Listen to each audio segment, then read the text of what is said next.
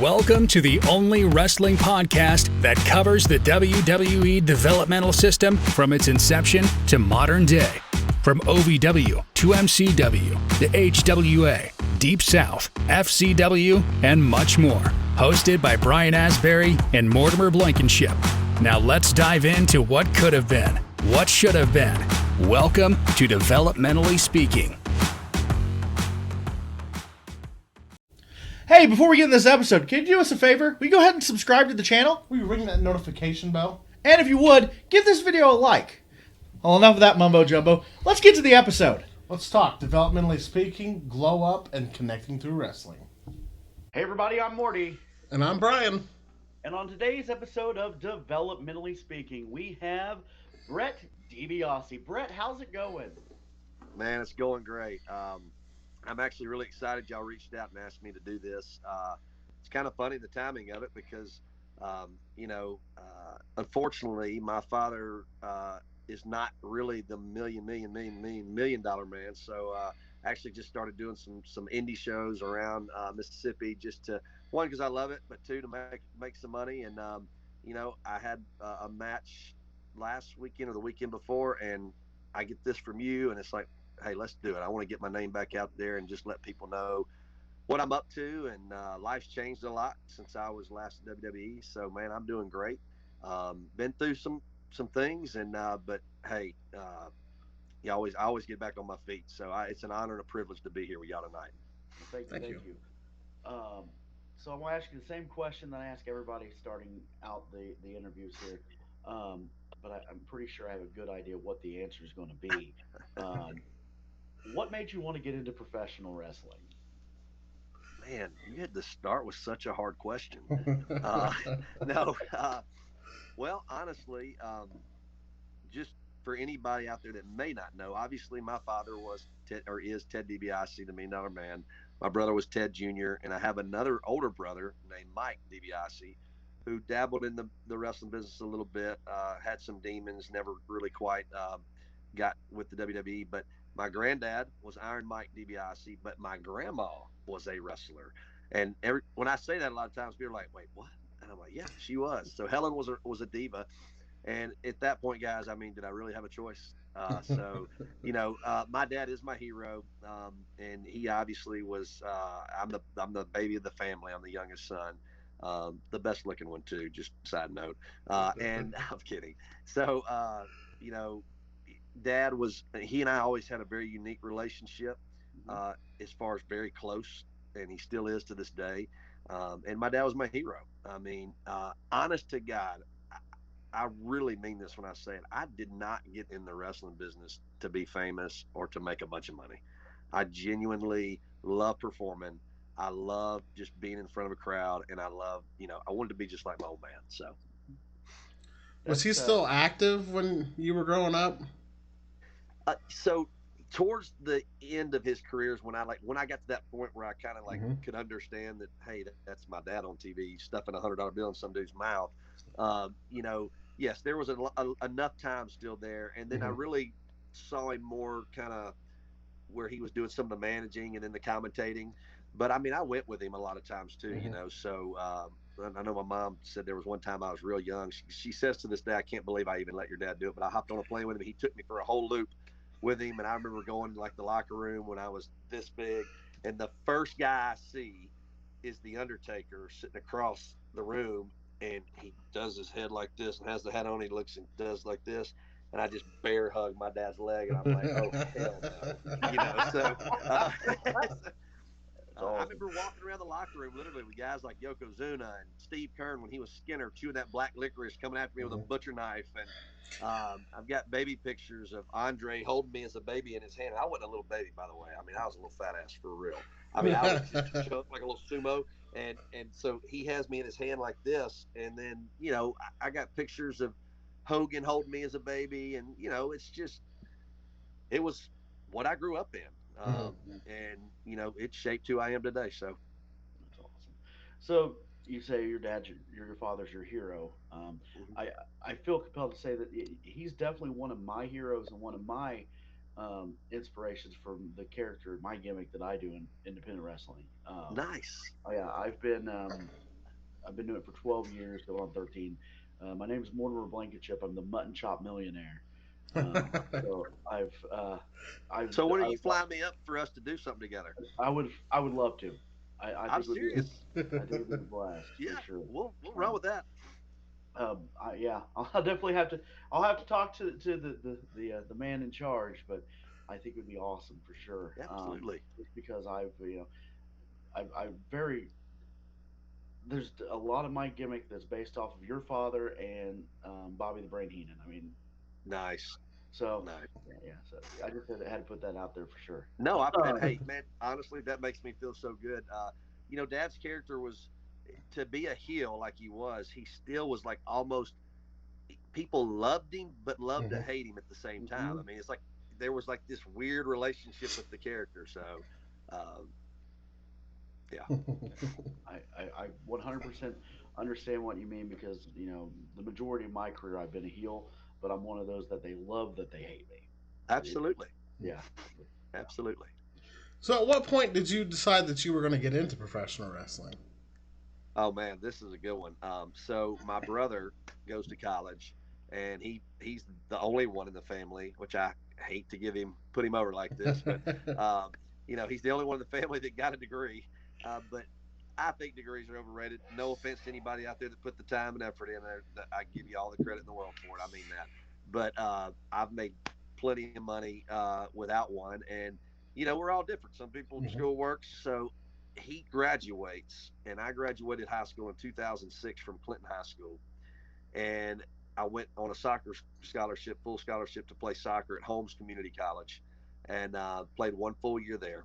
Well, this is when Teddy had gone to Eldon, Missouri, and he was training under Harley Race and Ace, and I remember going out there, and I'll never forget. Obviously, I'm like calling him, talking to him, and it's like, man, this sounds so amazing, like. School is not what I'm going to do, But I had to convince this guy called Ted DiBiase, my dad, of this. And just side note, Dad really, it's not that he didn't want us to wrestle and be in the business, but it was the lifestyle that came with it that, because of what he does now. And yes, my dad's an evangelist now, and he travels and he speaks in churches, but not just churches. He does rehab facility. He speaks in prisons. He does professional athletes teams, and Dad is I feel like I be right by saying it like this. He's not a religious person as he has a relationship, and he's just as real. It's not, you wouldn't feel uncomfortable with him, I guess is what I'm saying. Because sometimes that topic can be weird for people, if it's not their thing, and I respect that as well. But going back to that, so I'll never forget the first night I saw Teddy on Raw, and it was like, I'm watching this going, I got to do this. Like I'm not, my mind, I was bit and hooked, and my dad knew it because I started talking to him a little bit. And they're like, no, son, you are going to finish school. I was like, Dad, you're wasting your money. I said, what do people go to school for? You go to school, you get a degree, you learn something, and you turn around and you get a job and something to do with that degree. I'm going to go get a degree in wrestling, and then I'm going to wrestle. And the short of it with me is they always knew the one son in the family. I'm pretty bullheaded and I'm very strong-willed, but that's not always a bad thing. It can be a very good thing. And he knew. He told me later, he's like, I knew there was no convincing you. I wasn't about to waste another however many $100,000 for school. And I went to Tampa and rolled around one time. And going back to when I went to Eldon, Missouri one time with Teddy, Harley Race was the first man that ever taught me how to take a bump. And I'll tell you how I did it. He stood on the side of the ring and he held my bottom feet, and he made me grab the bottom rope and just fall back. He made me do that a little bit. Then he grabbed the second rope and then fall back, and then the top and fall back. And I say that because, hey, I'll mark out too as a wrestler. I think that's cool as shit that Harley Race was the guy that taught me how to bump. So, Yeah. Not everybody can say that. Absolutely. That is awesome. So talking about your father doing the whole evangelism. Yeah. I had a chance to actually do a wrestling show that he was going to be speaking at, but I got booked. My shoot job was like, if you don't, work, you're losing your job. So I missed out on meeting him. I really, being a raised Christian, I would have loved to hear him talk, and I haven't got to yet. So Well, I'll tell you what. If you get on, there's a documentary we did. I think it could have been done a little better, but there's a documentary out there called The Price of Fame, and it's one that my brother kind of like funded and got pulled together for it. That was actually a really hard time in my life because I went through struggle with addiction there for a while. And it was all strictly, and I'm open to talk about that that part, by the way. I mean, anybody in the wrestling world, you watch these stories. It's not something new. I'm not unique, but it was unique for me because that's not who I was. And I had 6 knee surgeries, broke my neck, had my C5, C6 fused, had 3 or 4 lower back injections, 1 operation there, had my ilioingual nerve cut in my side that was causing chronic pain. And so I'm about to be 35 next month, and I'd had like every injury my old man had by the time I was 24 or 25. So that is one thing. That's a place you can go watch. But I'll also send you. He's got his book called The Price of Fame that tells that story.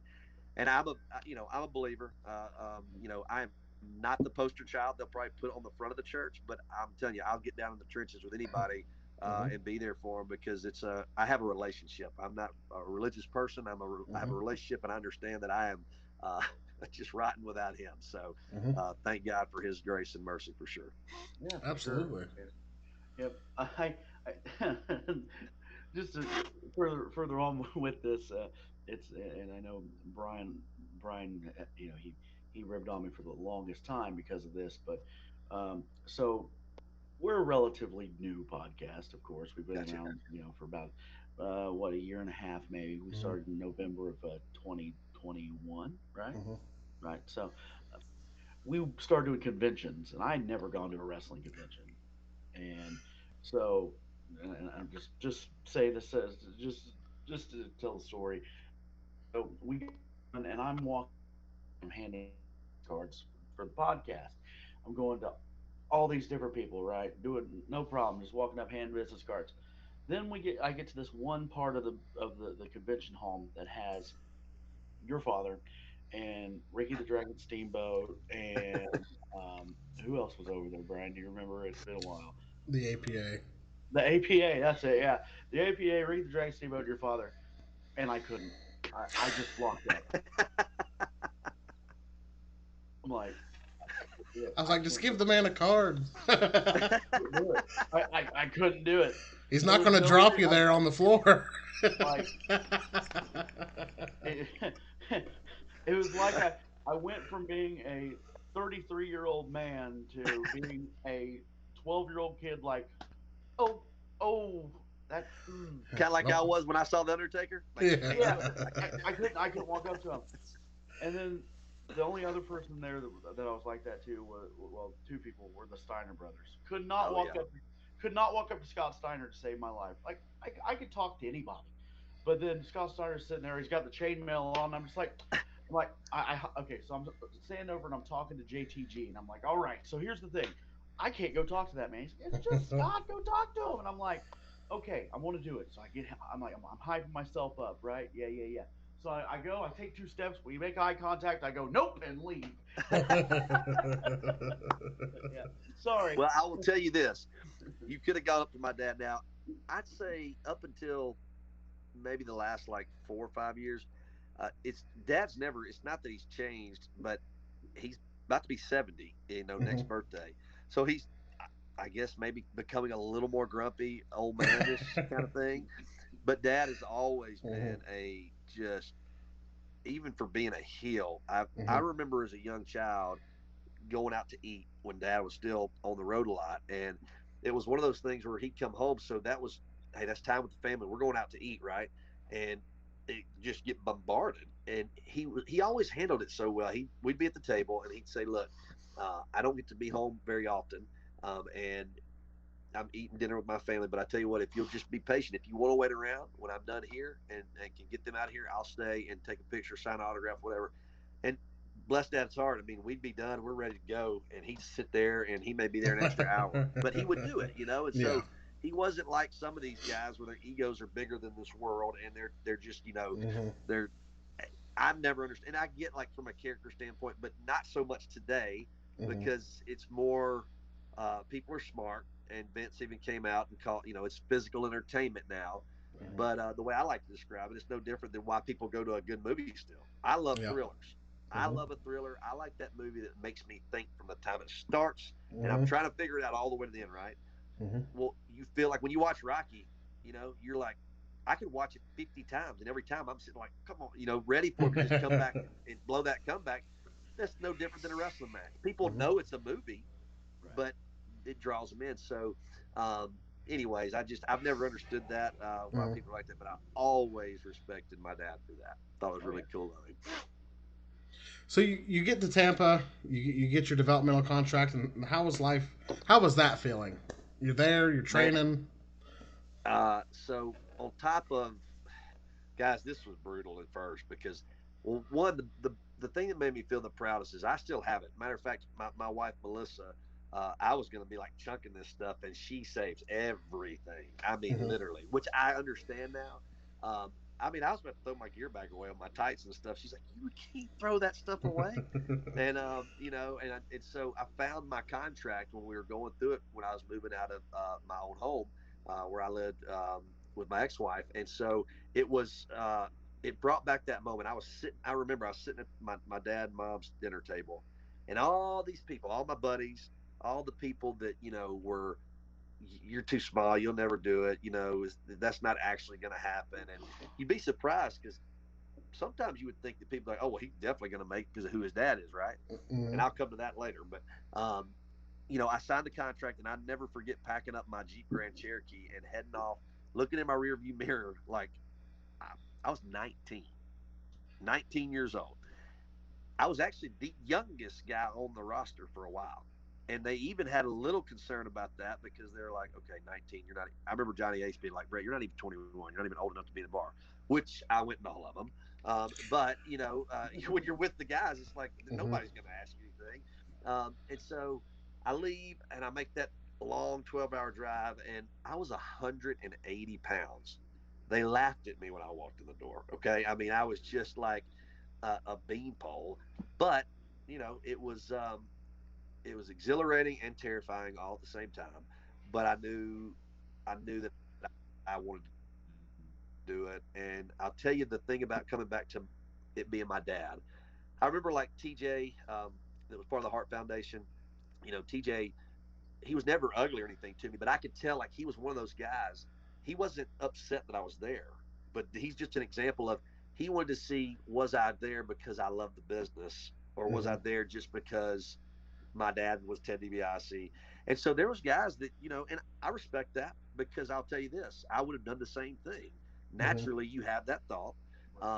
But the way I battled that and countered that was I always tried to be the first guy there in the morning. And I remember times I would wait, even if I was done, because I used to stay and roll around with Norman Smiley, that's my dude. I love that man. And I would stay until the last person left because I wanted to be the last one at the door, just so nobody could say that I was strictly there because of my dad. It's a big topic that I could go down for a long time just because of the natural. My dad's never put expectations on me. He's never he's always supported anything I want to do. But I naturally, people don't understand that side of being the son of a celebrity. There is this my dad is this real life superhero.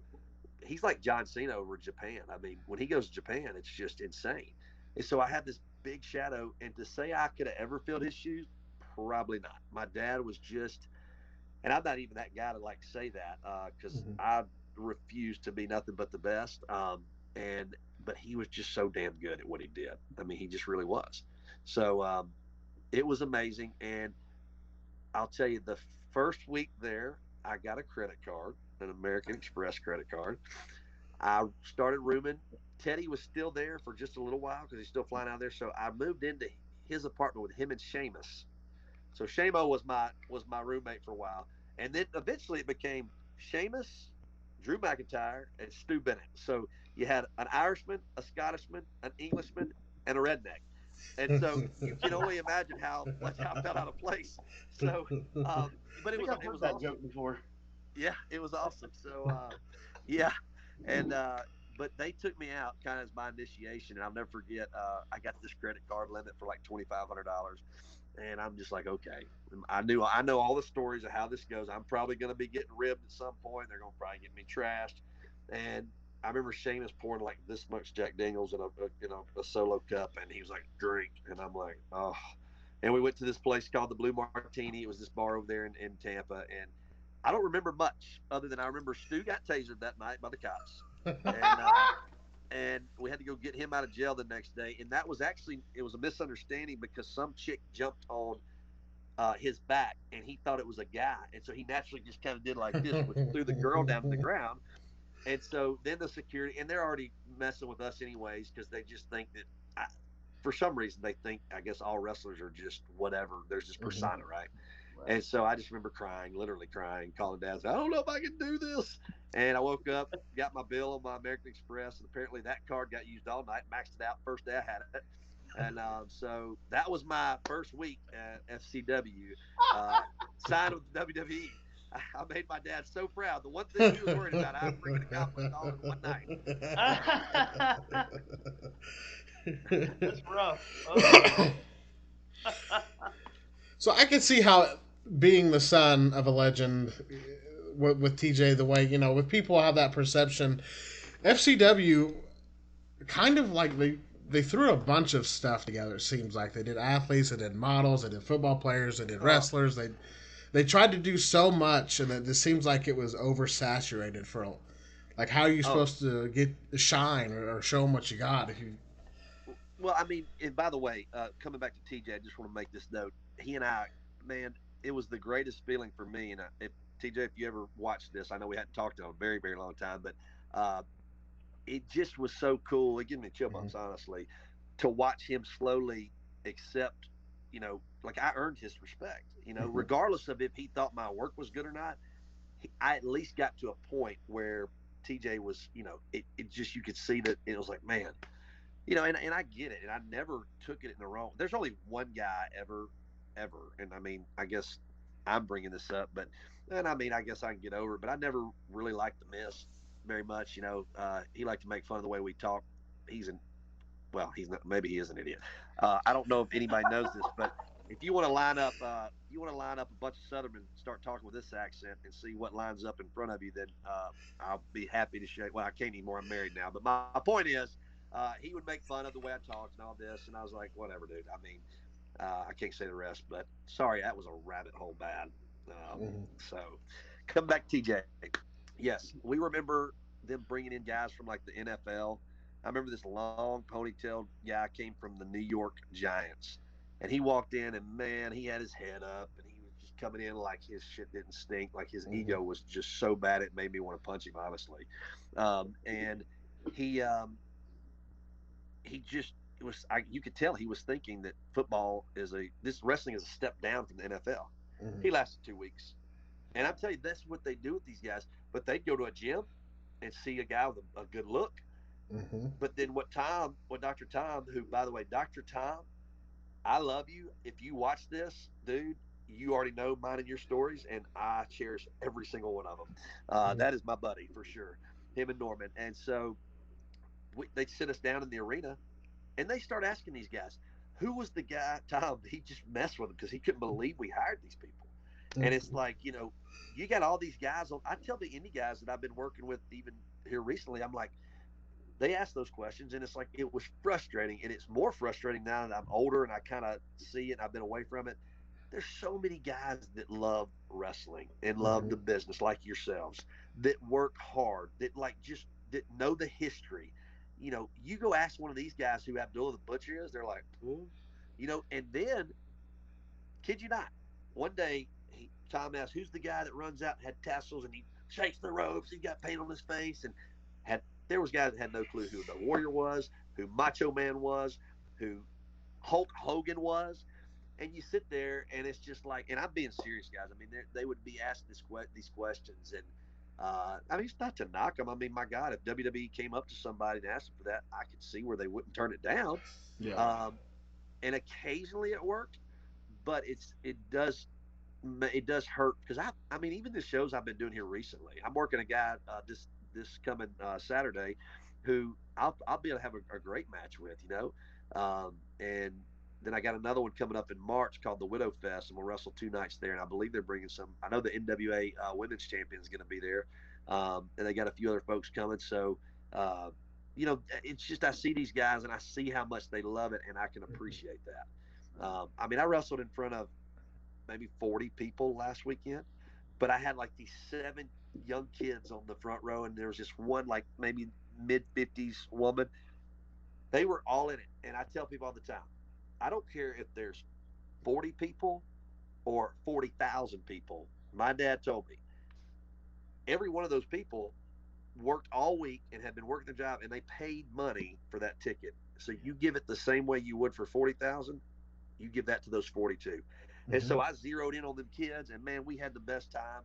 I even posted a picture of it on my Facebook. And I mean, I was blown up as hell because that was the first time I'd worked in forever. And I went way too fast. I was like, Jesus, Brett, you need to slow down. So I was excited to get that ring rust off. But the gal out, he's like, damn, Brett, you're going fast. I was like, I know, man, I'm pumped. I'm an animated guy anyway. It's full of just a lot of expression, and I'm very genuine and I'm passionate. So, as you can see, I like to talk, so you might have to have another session with me. You're good. You're good. That is some of the best advice ever. As someone who I've loved performing my entire life. I mean, I wasn't always, clearly I'm not an athlete, as you can see. But I was, I did drama and choir in high school, and Nice. was in plays and musicals and stuff like that. And you did the same show no matter how many people showed up. You know what I mean? Because those people bought tickets for those seats. And I took that with me into wrestling because, I've done a show with 2 people. 2 people. Now, granted, it's hard. It is hard to do. Oh yeah. Because there's the electricity cheering different. 100. That's right. Yeah, or yeah. above cheering. But I my thought process of it for all that now is you could still put a good show on for those 2 people and bring what you're supposed to bring for them. But I guess my one thing I want to do is if there was a bunch of people there, I may bump on the concrete. I'm not going to bump on the concrete to 2 people, but No. But I'm still going to bring the same excitement and characters for them. Absolutely. And so you make a great point. I just want to tell you something. It's interesting you said that about yourself, about doing musicals and choir and all that. I was in one of the most, you ought to look it up. It's a national show choir called Attaché that's from Clinton, Mississippi. And I was in that for 4 years. So I was an athlete. I played football and soccer, and I can't tell you how much hell I caught. I mean, I was told I was called gay and all this stuff because I was in show choir, and I got made fun of. But I didn't care because I promise y'all, the one thing about Brett DiBiase is I am damn comfortable with myself, and and so. And another reason I did it was because that's where all the pretty girls were. Every hot girl in the school was in the show choir, and I got to get on tour buses and drive from Mississippi to Chicago and New York and perform. And I've performed on the Grand Ole Opry stage 3 times, and I've done musicals. I've done Little Shop of Horrors. I did Grease Lightning. I did. Who were you in Grease? Yeah. Who were you? I was actually. I didn't have a main part in that one. Is it the Newsies? Is there one called the Newsies? There is the Newsies, yes. The Newsies. I was the drunk in it, which I don't know if that was foreshadowing or not, but I was actually Danny Zuko in Grease in my high school. Nice. So that was. Well, I wanted to share that with you because I've had a passion for performing for a long time. And excuse me, hey baby, can you bring me a tissue, please? Sorry, I don't know if you can edit that out. So I've always loved just entertaining and being on stage. I'm a very humble guy.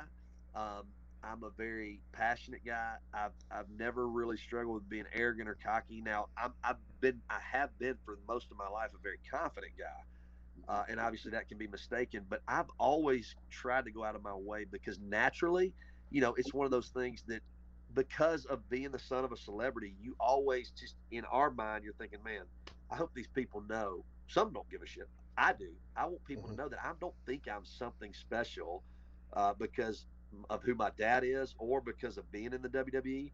It's like these guys I was talking to last week. I told the guy when I got there, I was like, you call the match.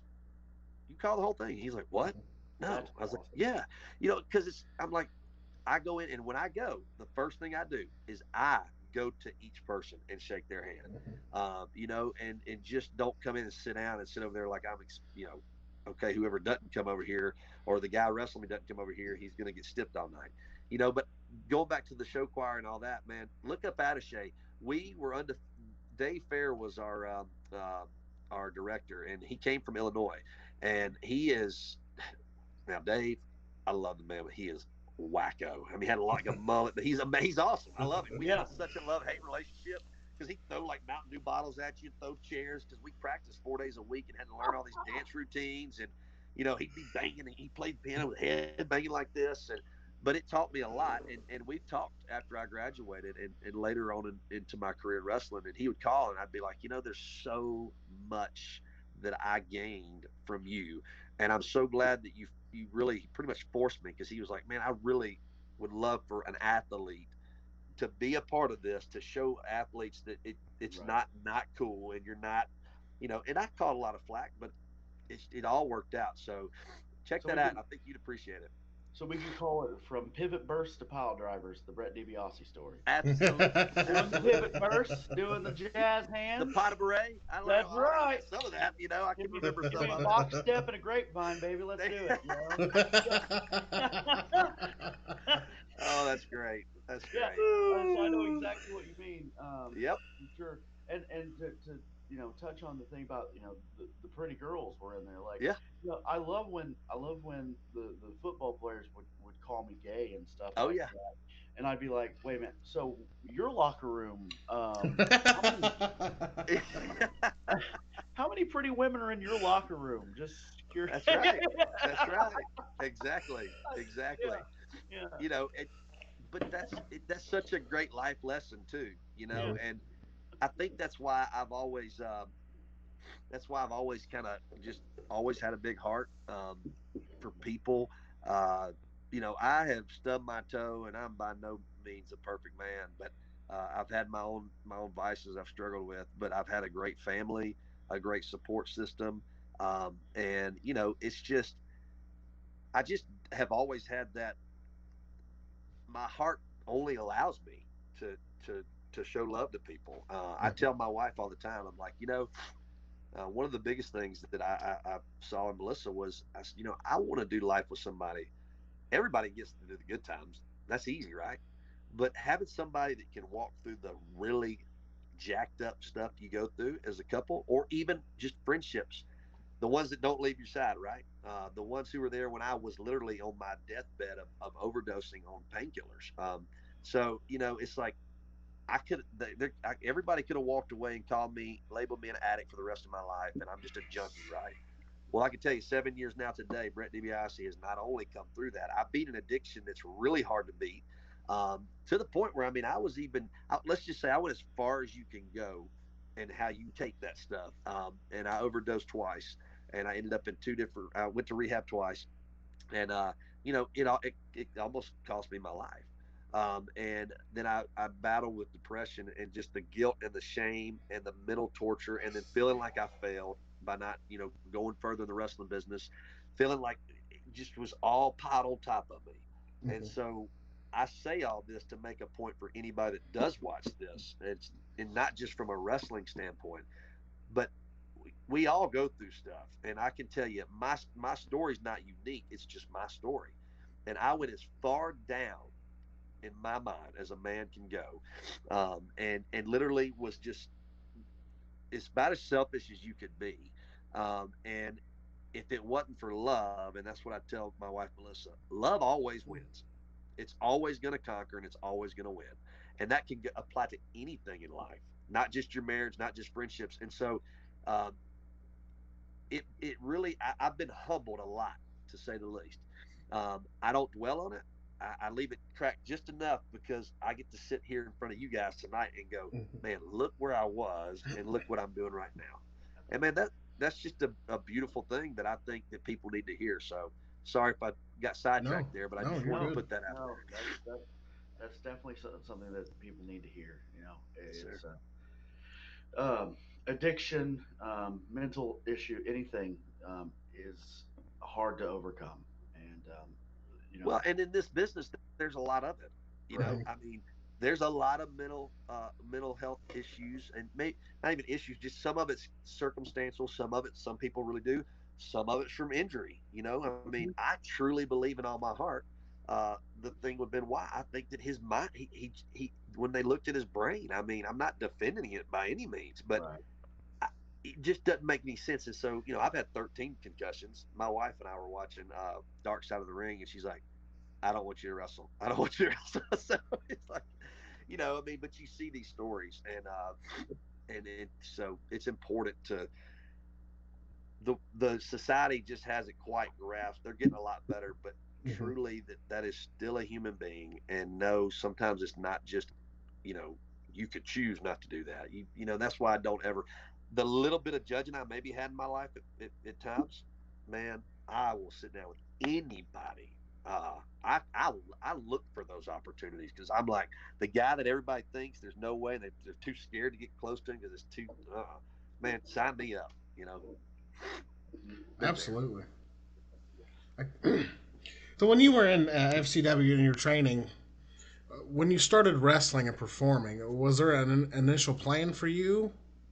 Did they have an idea of what they wanted to do, or was it just like throwing against the wall and seeing what sticks? Or so I had no clue what. I mean, obviously, in my mind, I was like, I don't obviously need to try to be the $1 Million Man, right? And I was kind of struggling, like, okay, they're going to let me still be just Brett DiBiase. They never changed my name. And it was hard for me. And honestly, guys, looking back now, I kind of do wish I would have maybe started a little bit later versus when I was 19. Because knowing what I do today, I would have been a completely different gimmick, if you want to call it. And when I say that, I wouldn't have really been a gimmick. I would have just been me. My mentality is I'm this really big-hearted guy, and I'll do anything for anybody, but I'm also a man's man. So I'm as much of a man's man as you can be, but I'm also a hopeless romantic. I'm the cheese ball. I mean, I'm an old school gentleman, and I mean that. My mama raised me that way. I opened the door for my wife. She don't touch nothing. I spoil her because that's my job, right? And I don't mind. I'll put cheesy post on Facebook. So, but going back to the man's man, I'm one of those just good old Southern guys that, you mess with a woman, a child, or an elderly person, I'm gonna kick your ass, And so, and so it's like I'm just a kind of no bullshit kind of guy, but I'll give people a few chances. But when it's time for me to turn that on, if I'd have walked out in Wrangler blue jeans, cowboy boots, and maybe a vest and had my cowboy hat on, which I do wear, that'd have been me being me. And so, not trying to sound like Stone Cold, but I kind of relate to him now that I've had come away from it. I never could have related necessarily to this rich, guy. And me and Joe Henning did a little thing called the Fortunate Sons there for a while. And it was cool. I mean, we had a fun run with that. And then we turned on each other, and that was good memories there. That's actually one of the matches I blew my knee out in, was the lumberjack match we had.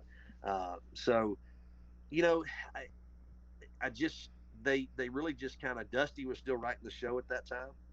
And at first, my first match ever down there was supposed to be against Drew McIntyre. I'll never forget, we were in this little biker bar, and I knew, you got Steve Kern, who Steve and my dad were very close back in the day. You got Tom, Billy Kidman, who I love Billy too.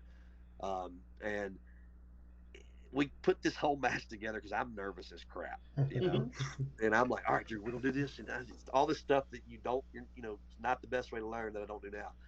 They sent me out first, and I kept thinking, well, that's weird. And so I go out, and I'm standing there, and the next thing I know, I hear the music hit, and I'm like, it was Sheamus. They sent Sheamus out. I was like, and that's exactly what Steve Kern was over there. He was just laughing. I'm like, oh my God. I was just like, I looked over at Tom, and he's just smiling. He's like, and I'm like, okay. And Sheamus actually ended up knocking me out that night. I had my head selling under the bottom rope. He does the deal where he pulls his knee pad down, runs, and bam, lights out for a minute. And I come to, he's like, just listen to me, fella. I'll get you through it. Tom Pritchard came up to me literally after the match, and this is what he said. Swear to God, he goes, kid, you're going to have a bright future in this business. Great job. And I was like, I don't remember shit. I don't even know how I did. So, but it sounded good, so I went with it. That's great. Yeah. But later on, it started kind of. It never really was. I just was Brett DiBiase, you know. I mean, they started trying to, and I always wondered. It's not that I had heat with Dusty. There was always a weirdness there sometimes with me and Teddy, and then you had Cody, and I think that there was because I know Dad and Dusty didn't really have much heat or anything, but it's the wrestling business and it's your children, right? Well, when you're the guy in charge of writing the show, and I don't think Dusty ever tried to make me look bad in any way, but by no means, but there was just some times where I thought there were some different things. I saw some other guys get some things done, but one of my favorite guys I wrestled with was Joe Taylor, Rotunda Bo, Wyndham. Man, it's so crazy. A lot of the guys. I mean, Roman. I remember the first day Roman got there. I mean, I was chain wrestling with Roman his day one when his hair was about this short, you know. And I remember telling him, I said, "Man, you're going to be such a big star one day." And I give credit where credit's due. Lots of fun road memories with like Roman and Seth and wrestling Seth Rollins and Dean. Man, those guys did like a 4-month run with Kurt Hawkins and Trent Beretta and Kalen Croft. Man, the only thing we focused on was taking lots of niacin before we went out to the ring, seeing who could get us red. I mean, because it was just so easy, you know. I mean, it was so much fun. I miss a lot of them, but so it just after the injury started, I think that I went up and did the SummerSlam thing, and I'm actually going to stop there in case you want to ask some questions and I don't get ahead of myself. Oh no, you're fine. I was going to ask if there was any plans on to call you up, and then I know you did the SummerSlam spot. So I will never forget. I was not expecting it. I got a call from Johnny Ace, and this is what sucked about it. Was wonderful, but it was like, "Hey Brett, this is Johnny." He's like, "Look, so here's the deal. You're going to be a part of John Cena and Randy Orton's match at SummerSlam," and I'm like, "Okay." He's like, "But here's the deal. You can't tell a soul. You're not allowed to. Don't even tell. If you tell anybody, you're fired." I'm like, well, shit. I'm about to be in John Cena and Randy Orton's match, and I can't tell nobody, not even my dad. Like, come on. And so I'm like, okay. He's like, we're going to fly you in. You're going to be we're putting you up in a separate hotel, completely away from all the boys. So I'm like, all right. So I've got this and he goes, well, we'll see you when you see at the show. I'm like, so I get my itinerary, fly, limo picks me up, takes me to the hotel. My first big moment, right? And I'm in a freaking hotel by myself, not even getting to hang out. I'm getting room service because I was told not to leave my room. I can't go anywhere. And I'm stuck in my head going, what the hell am I going to do? So Ty Bailey, limo shows up next day. They put me in the limo. We're going to the building. And I'll never forget, they start covering me up with a black sheet. And I'm like, Jesus, like what? Am I like about to win or something? Like, this is crazy. And they put me on a golf cart. And here's where the story gets fun. I got all my luggage, right? I'm terrified already because I don't know what to do. I feel like I'm not really organized. Right? They put me on this thing. They go through the hallway. How the sumbitch could see, I don't know. While driving with a black sheet over us. And they get me in this one little room, and they get to a door. And Ty says, hey, just stand in here. So he opens the door. And in this little bitty room, you got Vince McMahon, John Cena, Undertaker, JR, Arn Anderson, and I want to say maybe, I can't remember. There's only one or two more. And I walk in, I've got all my bags, and I'm like, great. I get up against the wall, and I'm like, hey guys, how y'all doing? They all looked at me. Not one person said hello back. I'm like, okay. All right, okay. So then I'm just standing there. And then Cena gets up after he's done talking. He walks by, and I'll never forget, he tapped me on the shoulder. He said, hey, kid, congratulations. He said, man, I'm so glad you're gonna get to be a part of my match tonight. He said, don't fuck this up or you'll never work for the company again. Good luck. And walked out. And I'm like, okay. So then Arn Anderson, he's like, so you gotta understand, Arn and my dad were real close. Arn knew me as a baby. He gave me this name Butkus for some reason. I don't even really remember why, but that's what Arn calls me. He's like, hey Butkus, come out here. We're gonna I'm gonna tell you what you're doing. He says, so here's the deal, Randy's gonna put John's gonna put Randy in a submission. When Randy almost gets to the rope, when Cena lets go and pulls him back, whenever he starts pulling back, that's when you jump the rail and you come in and jump on Scott. He said, and that's all you gotta do. And walked away. And I'm like, because I'm thinking, wait, can you tell me one more time, maybe just once, make sure I got it right. Told me one time. I'm in street clothes. So crazier part of the story. This is real life now. I'm out there. I go. They take me and plant me ringside.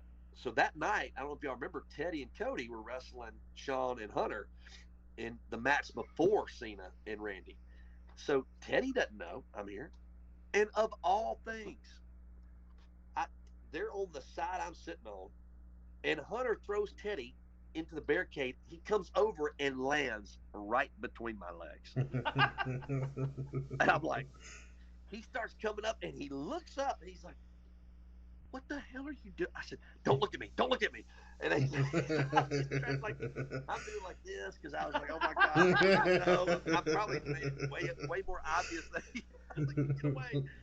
And so and then he's back in the match probably the whole time going, what is my bro? I'm confused. So finally Cena comes out. I'll never forget. Cena hits, he gets in the ring. He's in the corner and he's got his, his arms like this. And he looks over at me and all he did, he just gave me a head nod. I'm like, my heart's. I'm like, oh my God, that was a big one. That was in Vegas. Mm-hmm. And so then Orton comes out. We do the deal. And I remember I hit the ring, jumped on Scott. And Scott was like, man, you're the lightest dude I've ever worked. He's like, DiBiase made it look so real. And he's like, I want to wrestle that some bitch on live TV. And so they pull me out, take me to the back. And of course, when I get to the back, there's like I remember R-Truth was one of them. There was a couple guys standing there ready to just whip me. They didn't realize. And of course, Johnny's like, wait, it's just Brett. It's just DiBiase. I'm like, oh my God. And dude, that was huge. I mean, when they got me, they hooked both my hands and grabbed my ankles. Some bitches, I mean, I literally jerked me out my head. I remember my head going, boom, hitting off the mat. I was like, geez, lighten up, right? So work. And so, but I had to be a fan. And so the only way, I started getting text messages from some of my buddies and the guys back in Florida. They're like, the only way we knew it was you was those damn ostrich skin cowboy boots. And that's how they do. And they did. They were like, that's Brett for sure because of the boots. And then the next night was on Monday Night Raw, and then I went back down to do those few hours of TV with Joe, and that's when I blew the first knee out. And they were going to call me up. There was some deal one time where they were going to maybe put me with Shawn and Hunter, which, man, wish that would have happened for sure, because I was going to get super kicked one night by Shawn in the hallway, and I was like, man, I will eat that foot with nothing. Sign me up, right? Because Shawn was one of my, as far as like worker-wise and my style and my size, I really like Shawn's work. Actually got close to Shawn, and, Shawn kind of became a redneck overnight. It was kind of weird. Started wearing camouflage and bought all this land to hunt. And we would always text about deer hunting and stuff like that. So, and then it all kind of came crashing down on me after that. You said getting super kicked in a hallway. I always pictured the spot that they use Ty Dillinger. They're like, here, it's Stan, and they kick him in the. Oh God, that was such a funny spot. Well, that's actually the finisher I'm using around here is the super kick. So, it's just easy. Make the super kick a finisher again, baby. Hell yeah. Yeah. I love it. Absolutely. I'm tired of people seeing 50 super kicks in a match and it means nothing. I know. Don't get me started. Hey, you and Dad would, that's the thing. Cena's really the one that helped me with that, was just learning that you can make one punch so much more than, over and over and over. If you got a guy that can sell it. Yeah. And I love when I go, I think these guys I'm wrestling right now, I'm like, look, I'm going to shine up on you a little bit. I'm going to dance with you a little bit in the beginning, but I promise you're going to be cutting me off pretty quick. And then I want you to put it to me and let me sell. Because if I can sell, We'll do a few hopes, but at the end of the day, and let me sell. And I'm always giving them what they need, putting myself in a position to give them something to keep working with. And the biggest thing I tell these guys, my 2 cents, because I don't know everything, but I was there and I learned the most important things. Is I tell them, this right here is what puts asses in the seat, what sells tickets, heel or baby, right? And so if they, again, the movie, right? If I can make them believe, and all this being stiff or being light, I'm like, look, when we got 40 people there, if we're on the outside of the ring and you lay that forearm across my back, don't, obviously be safe and be smart, but man, give it to them. Like, that's just going to be that much more, for them to get into it. So, yeah, we could go down a rabbit hole with that one. So, when you say it all came crashing down, what exactly happened? Well, that's kind of when I had my first taste of pain pills, and I had no idea. I remember I tore my ACL, MCL, PCL, ruptured the plantaris tendon, which is a small version in your calf. And I remember Ryback carrying me out to the car that night because I finished the match. I did. I mean, I took the superplex. I wrestled about 10 more minutes after that, and I knew it was going to be out for a while. And so, Joe did a very good job helping me get through it. It was lots of pain, but got home, and I'll never forget taking the first 2 gimmicks that I ever took. And they didn't make me kind of like this. They hyped me up. And I remember I watched like 4 Netflix movies in one night, and I'm just like, man, this is amazing, And little did I know how much that was going to haunt me. And, fast forward about 6 to 8 months, I mean, I was getting like 100 to 200 a week. And I woke up one day and I was like, wait a minute, I'm eating like 60 of these things a day. This ain't normal, I don't think. And that was kind of, it just got worse and worse. And then, I started basically more, this is the part where I'm more disappointed. I don't beat myself up anymore, but where I let go of being an athlete and keeping my focus. And that is, it was almost like I had 5 more, meniscus surgeries. And it was just, that was more pain meds for me in my mind at the time. And I didn't realize how bad my brain was hijacked in the moment. And, I fell in love with the pills, unconsciously almost. And then that turned into, depression, which turned into, well, you can be a referee, Brett, after I broke my neck. Flew me to Pittsburgh. Joe Maroon did my neck surgery. Wonderful doctor, by the way. He's also the guy that came up with our concussion protocol and the test and all that. And I tried the referee thing, and it just, nothing against referees. It just wasn't the same for me. I was meant to wrestle. And, after that, it's not that I gave up, but I knew I had to go do something to take care of myself. And I didn't, I wanted to go home. I did at the moment, and whether that was to come back or not, I mean, I think deep down inside, there's always a voice back here. But the thing about me, I'm a very big family man. And, gone through divorce, and that's, gotten through that. I've got this last little thing that maybe one day we can talk about again on the show here, but when I can. But I have a wonderful, wonderful new relationship with Melissa. She's been there for me through a lot. But I'm a big family man, and money is not what I love. It's nice if you had it, obviously, but I love being happy. I love having joy in my life, and I love having some peace. And I just love not having to stress. And not that you can't do that in the wrestling business, but it's hard. And so you just gotta, when I've been, all the therapy and stuff I've been through, and I know it sounds like I've been just some jacked up dude, but I think we all have a little jacked up parts of us, right? And I was finally man enough to look at myself and go, okay. And so I'm proud of that, and I like to share that because I'm a very vulnerable man. I'm not scared to talk about my shortcomings and tell you where I have failed, but where I've learned. And that's where I'm at today. And I got 2 beautiful boys, Eli and Easton. Eli is 9 and Easton is 4. He'll be 5 soon. Easton is me, 100%. Eli is literally the greatest little dude you'll ever meet. Got a big heart like his daddy, and I don't know how he's a perfect child, literally. And then I got Melissa, and I don't know where I'd be without her. And she, She had never. Okay, so she literally is like, yeah, I don't think I probably would even like giving you any attention when you were a wrestler. And I was like, I was not a cocky guy, I promise. She's like, no, I know. It's just, I was like, okay. Well, do you know, up until about a week before we got married, she had still not even watched or seen me in a video, a wrestling match. So we pull one up one night, and it didn't.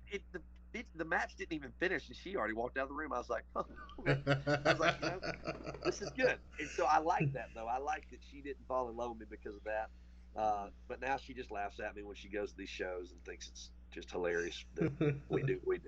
So. Oh yeah, it's definitely I can relate. I have a wonderful wife that supports everything that I do. That's awesome. And like I make it clear to her. I'm like, I don't expect you to be at every show. Yeah. I like when you're there, but she got behind it pretty well. To she if I'm a heel, she's booing me. I mean, yeah, but everybody knows that's my wife. That's well, see, I'm like torn because I got my wife. In my eyes, is a freaking smoke show. I mean, she's so beautiful. She's even more beautiful on the inside. Her heart is next to none. I mean, you really, and I'm not just saying that. I could prove it. And I mean, she took this goofy cheese ball. Like, I mean, we flew into Orlando to go get married on Cocoa Beach about 3 months ago. And when the plane landed, I mean, I'm a wrestler, right? So we're pulling shenanigans, and I just don't get embarrassed because I ran around in underwear and baby oil for a long time. So I mean, what do I have to lose?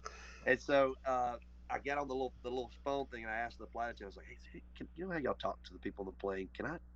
She's like, well, what's going on? I said, I'm marrying her. I just wanted to like say a few. She's like, oh, absolutely. She goes, I'll get you when the time's ready. Plane lands in Orlando. I sneak to the back and we land. We're rolling to the gate and I'm like, hello everybody, welcome to the Sunshine State of Florida. We're here in Orlando, and I just wanted to make an announcement. By the way, my name is Brett DiBiase. I am a passenger, but I just wanted to tell all of y'all that I am marrying the girl of my dreams, and they just start cheering. Everybody's like, yeah, and I'm like, I just want all you married folks who are married and have a husband or wife, I want y'all to know that I don't have to search no more. I know this is the one. I don't ever have to look again, and I am not ashamed.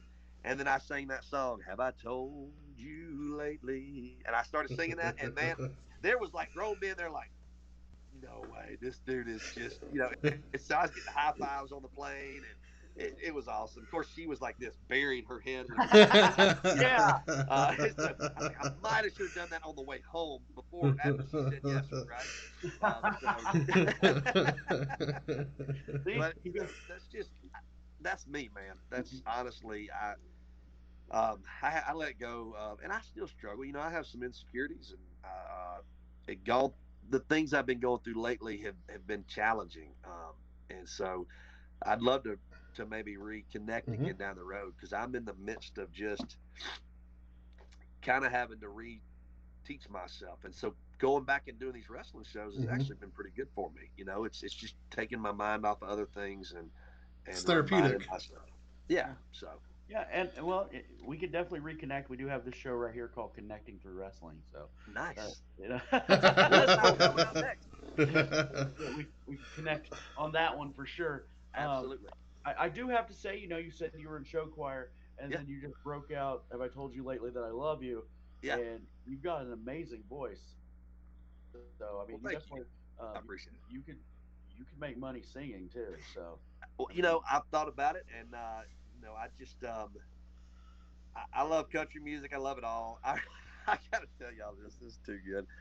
So Roman Reigns, when we would be on the road traveling to these shows, I would turn on like Hank Williams and Merle Haggard and Johnny Cash is my hero. My first son's middle name is Cash. Of course, I wanted to call him Cash, period. And my ex-wife was like, no, we can't do that because everybody's going to think it's because of your dad's a mean. I was like, who cares? It's a built-in gimmick if you ever become a wrestler. It can have multiple reasons. Right. I was like, I'm not going to turn around and name a daughter Penny. I'm just that's truly the reason why I, and no offense to anybody, I meant that because of that. So, but no, you're right, and I do enjoy singing. I sing all the time. Matter of fact, my wife probably I blow turkey calls because I'm an avid turkey hunter. That drives her nuts. Anybody that turkey hunts will understand. It's like you get close to divorce at that point when turkey season gets here because you're in the house. But no, not really. So, but thank you, I appreciate that. Yeah, absolutely. I'm glad that you're doing well. You're positive. This has been a very entertaining, a good interview. It's one of my favorite ones I've done. Oh, thank you. Absolutely. Just one more question before we go. Yeah. If there was any advice that you could give to someone getting into wrestling, what would it be? Okay, so that's man. This is so you can apply this. I feel like to anything, but so we're going to apply it to wrestling right now. You know, with what I've learned in my 34 years of being here on this earth, we live in a world today where people don't always. There's more people telling somebody why they can't do something versus encouraging somebody and being positive to help somebody hear and hear believe. So you got a lot of naysayers, you got a lot of people that are going to be there, and so first of all, if you love the wrestling business, I don't care if you don't have a look right now. Remember, I was 180 pounds, but what did I do? I went to John Cena, and I wasn't scared. I went to this guy and said, "Hey, how do I be like you? What did you do to get to where you are?" Instead of being scared to go shake his hand, right? And worried that I'm going to be, I did it. Well, next thing I know, guess what Cena did for me? He put me with his strength coach, Rob McIntyre, and I started working out, driving every morning. And I was getting trained in the gym by John Cena's personal trainer. And Rob trains Olympic athletes, which then turned into the WWE started using Rob to train the developmental guys. All because I just wasn't scared. My dad always told me, never go ask those people, right? So you're asking me, believe in yourself no matter what. You have to, I had to. And I could have had a lot of reasons like, oh, they're going to think it's because of my dad. You can't focus on the negative. The biggest thing I'm learning is do not let negative in your life. I got a situation going on in my life right now. If I literally worried about what people think of me currently, like today, and I don't mean this in an arrogant way, I wouldn't be able to get out of bed. But I know my truth and I know where I'm at. And so believe in yourself. And then secondly is you got to be, I hate to steal the Rock's term. I got a ton of the shirts myself. You got to be the hardest worker in the room. You got to always know if there's somebody better than you, or put the time in, put the work in, watch matches, watch the history of wrestling, see what the guys did before you. They're going to tell you that if you ever do, just in case you do make it to WWE or the developmental, that's what they do. I mean, they want to see if you really love it, find somebody that you like. My dad always, he always said he mimicked himself after Dick Murdoch. He loved Dick. He loved Dick Murdoch, and that's who he started with. And so for me, it was Sean, and obviously my dad. I do some of the stuff like the old, fist drop and then stop and drop the last one. I'll pick things from that. But the biggest thing is outwork everybody, because I promise you this. You may not be the best wrestler. And I don't know if y'all know this or ever noticed this. Look at some of the biggest names that have come through our industry. Not all the big names that were the poster child of the company were great wrestlers. They had a work ethic that was next to none. And I'm preaching to myself tonight, by the way. So this is actually really cool for me, because I'm glad you brought this out of me, because this is where I'm at right now. I'm having to try to find that Brett DiBiase I was, and be him again. And that's why I wanted to do this show tonight, because I do want to almost rebrand myself or bring myself back so that you guys can see this is just a stripped down Brett DiBiase, the real me. And this has helped me. So just, know that you don't always have to be the best worker. Just be the best you. And I know so many stories, as we all do, of guys that made it strictly because they had this right here. They had so much heart that they couldn't turn them down. And then lastly, just always be a respectful person. Always just, and I'm not talking about like, don't overdo it and think, don't be cheesy about it. Just be genuine, be real. I think most of my success personally in my life I hear things all the time like, Brett, when you walk into a room, you just demand attention. You don't even have to open your mouth. And like, I hear these things, and I'm one of those that doesn't necessarily like that because, I don't like hearing great things about myself, but I've had to learn. I listen to these things and I go, okay, well, what is it about me then? I think honestly, if I had to answer that, it's just that I just love life. I love people, and I carry myself with confidence, and I've lost that, had lost that here recently. And so, just to end by saying that to that question is, if you ever do lose yourself for a while, don't ever stop getting back up on your feet, and you do whatever you have to. I don't care. You make a phone call, because I'm telling you, I have been in the darkest place, as dark as I feel like I could have been. And I look back on it now and go, oh my gosh, and there's a lot, I believe, as far as my faith that was there. And there's a lot of people that were praying for me. And man, don't ever give up. You just can't. And that's easy for me to say, but I can actually say it because it's just worked out for me. And I believe it's because I've never stopped doing this. Like John Cena taught me when I'm selling. Sell it real slow, right? And instead of doing a big old hook spot, just take one punch, bam, and sell the hell out of it, right? So that's my 2 cents. And love yourself. Don't beat yourself up. Don't beat yourself up. Don't live with guilt and shame, because it will literally steal everything from you. That is very, very, very good advice, for sure. I want to definitely say thank you so much. Absolutely, guys. For being on the show today. Definitely wanted to connect with you again.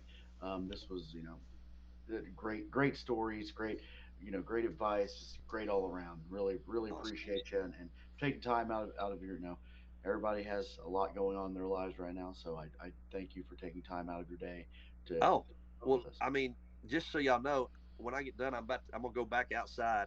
I was actually out there blowing leaves, and I bought like 8-foot 4x6x8 posts because I got to put them under our cabin here to get it lifted back up. So I'm a normal dude too. I'm a wrestler, but I won't be under a house now playing in the dirt. So taking care of things and literally, I would love, honestly, if you ever want to have me, whether it's on that other Connect Through Wrestling, or just carry on more conversation, Sure. and because you're giving me an opportunity to put my face back out there, and I hope people may see this and want to hear more.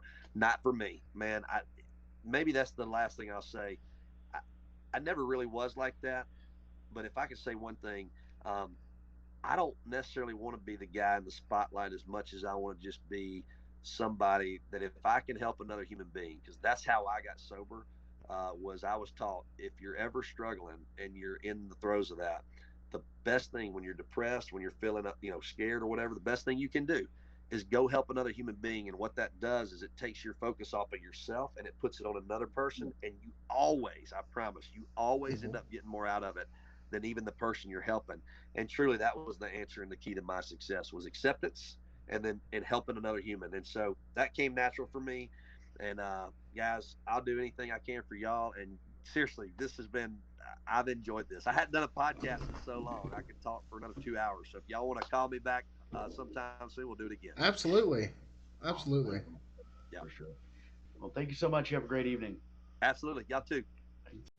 Hey everybody, it's Morty. It's Brian. And thank you for watching today's episode of Developmentally Speaking. If you could, please click that subscribe button. And don't forget to punch that bell icon so you can get notified whenever we go live or drop a new video every Monday. Well, thanks for watching, guys, and we'll see you on the next Developmentally Speaking.